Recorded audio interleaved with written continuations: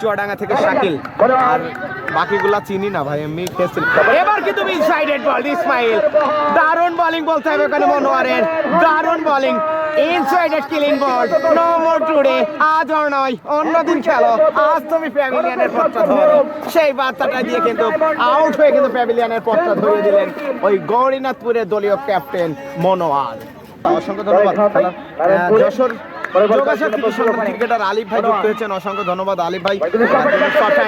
এবার কিন্তু আউট বলেছিলেন, আমি বলেছিল কিন্তু জুয়েল সরকার ভাই ধ্রুব কিন্তু আজকে জিরো মারবে বলেছিলেন জুয়েল সরকার ভাই। বলতে না বলতে দাদা সত্যি জুয়েল সরকার ভাইয়ের কথাটাই কিন্তু খেটে গেছে।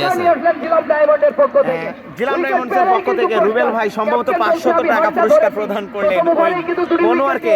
সফলতম বোলিং বলতে পারে নিঃসন্দেহে দাদা, ক্রেডিটটা আমি দিতে পারি ওই মনোয়ারকে। দারুণ উইকেটটা পেয়ে গেলেন, বিগ উইকেট।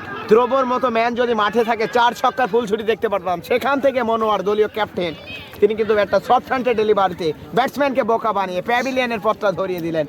2টা উইকেটের পরিবর্তন খেলা চলমান, 3 উইকেটের বিনিময়ে দলীয় স্কোর কিন্তু 34। এবার কিন্তু মনোয়ার দারুণ বলতে পারি দাদা, 3টা উইকেট মনোয়ার কিন্তু একাই পেলেন। কি মনে করেন আমি আজকের দিনে সফলতম বোলিং হিসেবে ক্রেডিটটা দিতে পারি? তেরোতম ওভারের পরে বল করার জন্য প্রস্তুত ওখানে মনোয়ার, ব্যাটিংয়ে রয়েছেন কামরুন। পরবর্তী বলটা করবেন এবার কিন্তু ক্লিন বল, সফলতম বোলিং আজকে আমরা বলতে পারি, সফলতম বোলিং মনোয়ার। 4টি উইকেট পেয়েছেন।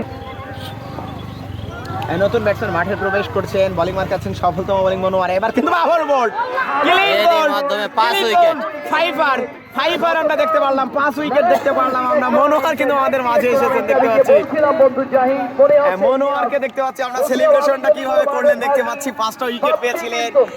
মনোরম পরিবেশটা কিন্তু মনের ভিতরে উৎফুল্লতা থাকতেই পারে। ফাইভার দেখতে পারলাম আমরা মনোয়ারের, নিঃসন্দেহে ভালো বোলিং বলতে পারি।